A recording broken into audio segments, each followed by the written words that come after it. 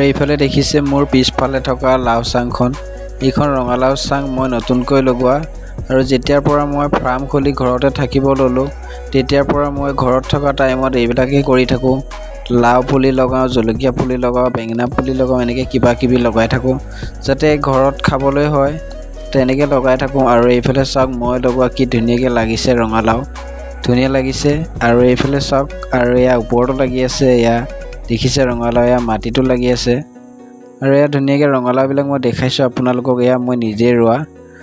আৰু এখন চাং মই দেখাবলৈ গৈ আছোঁ আপোনালোকক। আৰু এইখন চাং চাওক, আৰু ইয়াতো ধুনীয়াকৈ কলি এটা দুটা পেলাইছে।